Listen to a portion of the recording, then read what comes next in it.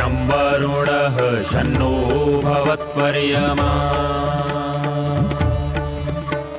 शन्न इन्द्रो बृहस्पतिः शन्नो विष्णुरुक्रमः ॐ शान्ति शान्ति शान्तिः।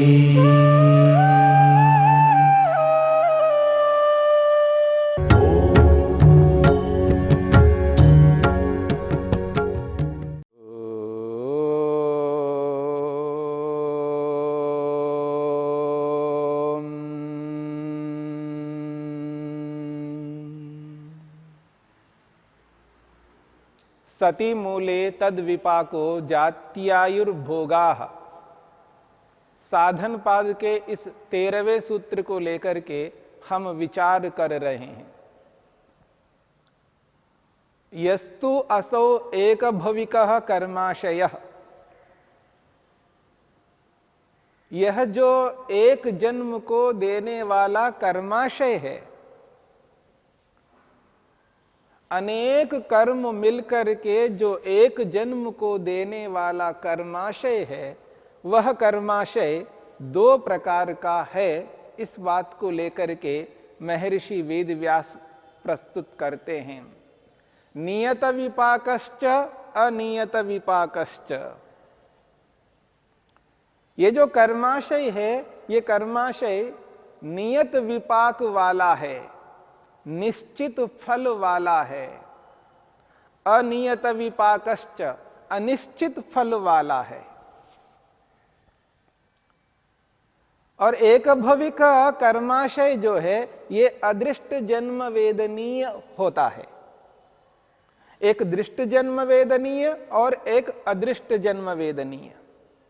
वर्तमान जन्म में फल देने वाले कर्माशय को दृष्ट जन्म वेदनीय कहा है, जो हमने 12वें सूत्र में समझने का प्रयास किया। इस 13वें सूत्र में जो बात कही जा रही है, वो अदृष्ट जन्म वेदनीय कर्माशय को लेकर के बात कही जा रही है। अदृष्ट जन्म वेदनीय जो अगले जन्म में अनुभव करने योग्य है, अगले जन्मों में अनुभव करने योग्य कर्माशय है। और वो अगले जन्मों में अनुभव करने योग्य जो कर्माशय है, वो 2 प्रकार का है। एक नियत विपाक और एक अनियत विपाक। निश्चित फल वाला, अनिश्चित फल वाला। जो नियत विपाक वाला कर्माशय है, वो प्रायण जन्म प्रायणांतरे कृतः पुण्यापुण्य कर्माशय प्रचयः। जो जन्म और मृत्यु के बीच में किए जाने वाले जितने भी कर्म हैं, उन कर्मों के आधार पर अगला जन्म निश्चित होता है। यह है नियत विपाक वाला कर्माशय। जन्म से लेकर मृत्यु पर्यंत व्यक्ति जो कर्म करता है, चाहे वो पाप के रूप में, पुण्य के रूप में, किसी भी रूप में कर्म करता है, उन समस्त कर्मों का जो समुदाय है, जो कर्माशय है, वो निश्चित फल वाला होता है। वो नियत विपाक वाला है। और जो पिछले जन्म जन्मांतरों के कर्म हैं, कर्म समूह है, वो अनियत विपाक वाले होते हैं। वो इस प्रधान कर्मों के साथ थोड़े थोड़े मिलकर के फल प्रदान करने वाले होते हैं। इसलिए वो कब फल प्रदान करेंगे, इसका काल, इसका समय, इसका देश निश्चित नहीं होता है। इसलिए इसको कहा अनियत विपाक, अनिश्चित फल है। महर्षि वेदव्यास कहना चाहते हैं, यो ही अदृष्ट जन्म वेदनीयः अनियत विपाकः तस्य त्रयी गतिः। जो अदृष्ट जन्म वेदनीय अनियत विपाक वाला कर्माशय है, जिसका फल निश्चित नहीं है कि अगले ही जन्म में मिलना है, कभी भी मिल सकते हैं, अगले जन्म में भी मिल सकते हैं, उसके फल 2, 4, 5 जन्मों के बाद में, अनेक जन्मों के बाद में कब मिलना है ये अभी निश्चित नहीं है। ऐसे अनियत विपाक वाला जो कर्माशय है वो 3 प्रकार का है। तस्य त्रयी गति, उस कर्माशय की 3 गतियां हैं।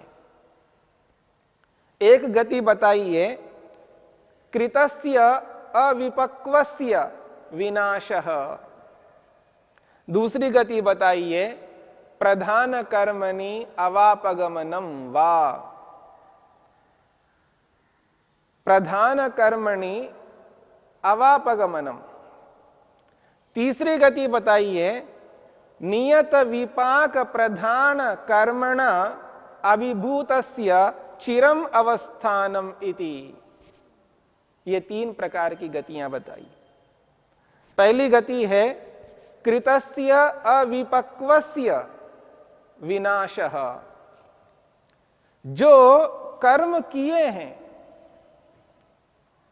उन किए हुए कर्मों का फल प्राप्त हुए बिना विनाशा, उनका नाश होता है, यानी उनका फल प्राप्त नहीं होता है। ये पहली गति है। अब इस विनाश को लेकर के हमें ये विचार करना है, इस विनाश का अभिप्राय क्या है। क्या विनाश का अभिप्राय यह है कि इनका फल कभी नहीं मिलेगा, सर्वथा समाप्त हो जाना, सर्वथा नष्ट होना, क्या ये इसका अभिप्राय है?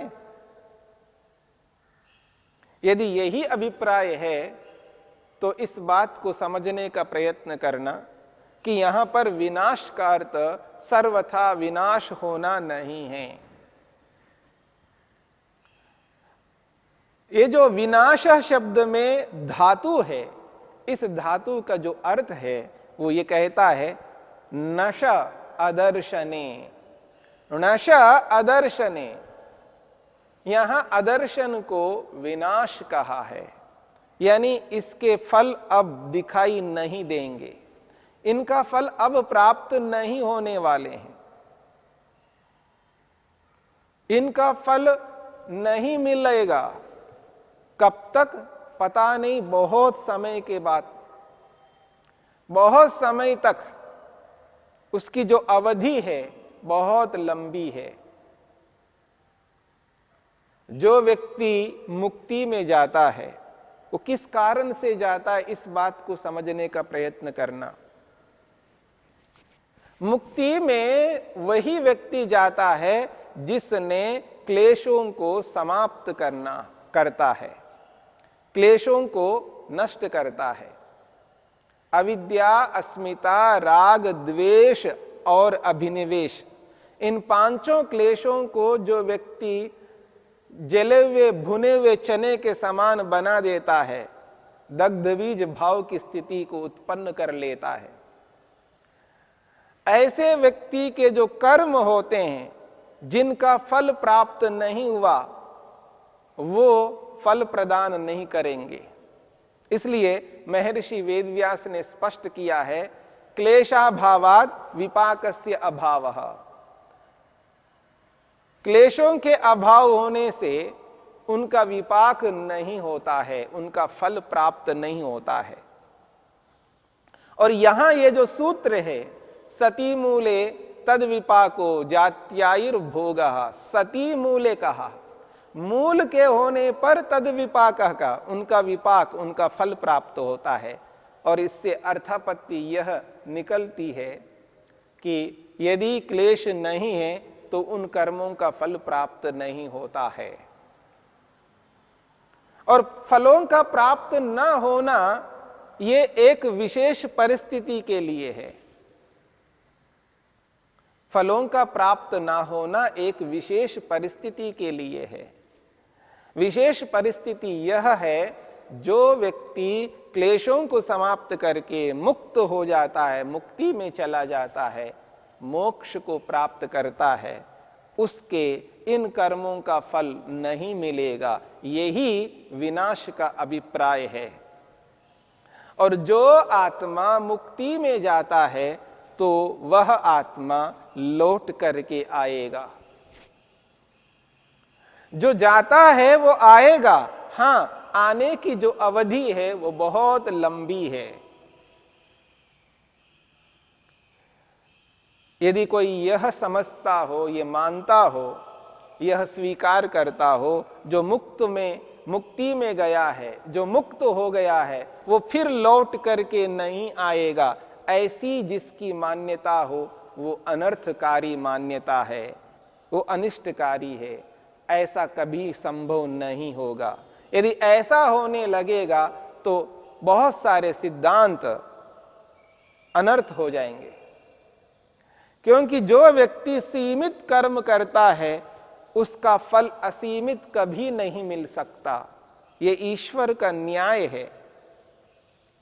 ईश्वर न्यायकारी है, तो न्याय का अर्थ ही यही है कि जो व्यक्ति जितना करता है उसको उसी रूप में फल प्राप्त होता है।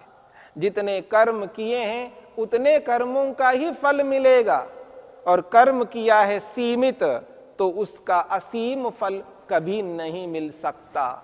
इसलिए मुक्ति से तो लौट करके आना ही है।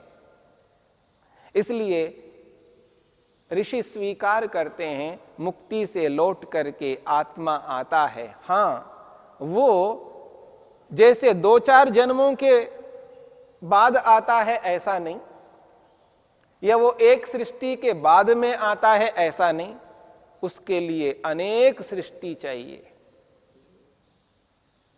36,000 बार सृष्टि और प्रलय जब होता है, उसकी जितनी अवधि है उतने काल तक वो मुक्ति में रहता है। एक सृष्टि का समय 4 अरब 32 करोड़ है।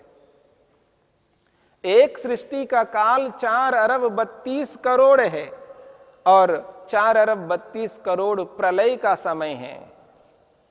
4 अरब 32 करोड़ और 4 अरब 32 करोड़ इस प्रकार 8 अरब 64 करोड़ बनते हैं। और 8 अरब 64 करोड़ को 36,000 के साथ जब गुणा करते हैं, उस स्थिति में जो अवधि आती है, जो संख्या आ रही है, उतनी संख्या तक, उतने वर्षों तक व्यक्ति मुक्ति में रहता है। 31 नील 10 खरब 40 अरब वर्षों तक व्यक्ति मुक्ति में रहता है, मोक्ष में रहता है। ये अवधि बहुत लंबी है। इतनी अवधि तक उस व्यक्ति को किसी भी प्रकार का कोई दुख नहीं होता है, वो परम आनंदित रहता है, ईश्वरीय आनंद से युक्त रहता है। इसलिए ये जो कर्म हैं, इन कर्मों का फल नहीं मिलता है। इसलिए कहा है कृतस्य अविपक्वस्य विनाशः। किए हुए कर्म जिनका फल बिना मिले वो विनष्ट होते हैं, नाश को प्राप्त होते हैं, वो इस रूप में विनाश है, ना कि सर्वथा विनाश है।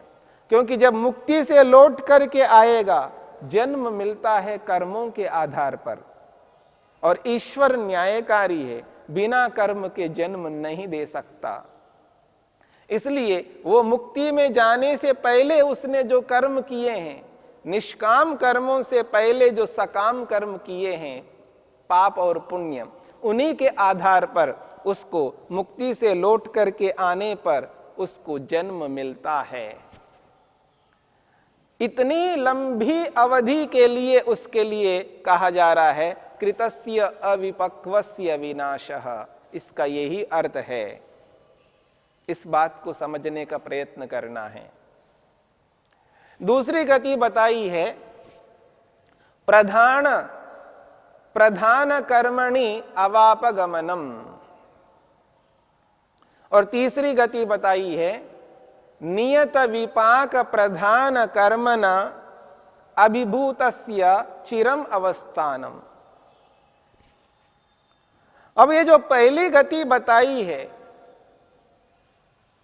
कृतस्य अविपक्वस्य विनाशः, इसके लिए महर्षि वेद व्यास ने एक उदाहरण से स्पष्ट किया है। तत्र कृतस्य अविपक्वस्य नाशः यथा, जो किए हुए कर्म फल प्रदान नहीं करते हैं, वो कैसे नहीं करते हैं, उसके लिए उन्होंने उदाहरण दिया है। यथा शुक्ल कर्मोदयात इहैव विनाश कृष्णस्य। बहुत बड़ी बात कही गई। महर्षि वेदव्यास कह रहे हैं, यथा शुक्ल कर्मो उदयात, शुक्ल कर्मोदयात इहैव विनाश कृष्णस्य। जब शुक्ल कर्म उदय हो जाते हैं, तब कृष्ण कर्म यहीं समाप्त हो जाते हैं। शुक्ल, महर्षि पतंजलि ने, महर्षि वेदव्यास ने कर्मों के प्रकार बताए हैं। अभी तो हम साधन पाद को लेकर के विचार कर रहे हैं। जब कैवल्य पाद को लेकर के विचार करेंगे, यह दूसरा पाद है। चौथा पाद जो है कैवल्य पाद, कैवल्य पाद को लेकर के जब हम विचार करेंगे, वहां पर महर्षि पतंजलि ने 4 प्रकार के कर्म बताए हैं। एक का नाम है शुक्ल कर्म, एक का नाम है कृष्ण कर्म, और एक का नाम है अशुक्ल अकृष्ण, और एक का नाम है शुक्ल कृष्ण। 4 प्रकार के कर्म बताए हैं। शुक्ल कर्म का अर्थ है पुण्य कर्म, और कृष्ण कर्म का अर्थ है पाप कर्म। शुक्ल कर्म, कृष्ण कर्म, यदि इन दोनों को मिलाया जाए तो कृष्ण शुक्ल या शुक्ल कृष्ण, यानी पाप और पुण्य। ऐसा कर्म है जिस कर्म में पाप भी है थोड़ा और पुण्य भी है थोड़ा, उसको हम मिश्रित कर्म के नाम से भी कहते हैं।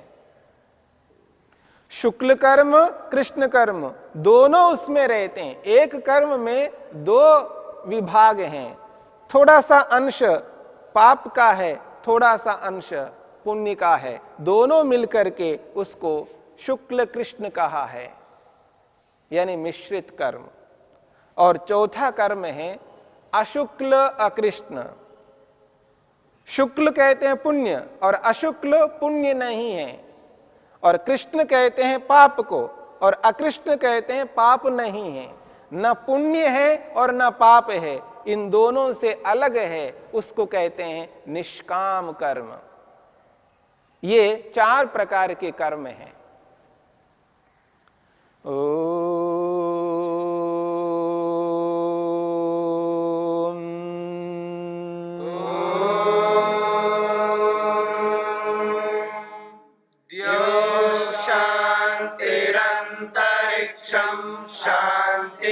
पृथिवी शान्तिरापः शान्तिरोषधयः शान्तिः वनस्पतयः शान्तिर्विश्वे देवा शान्तिर्ब्रह्म शान्ति सर्वं शान्ति शान्तिरेव शान्ति क्षमा शान्तिरेधि। शांति शांति शांति।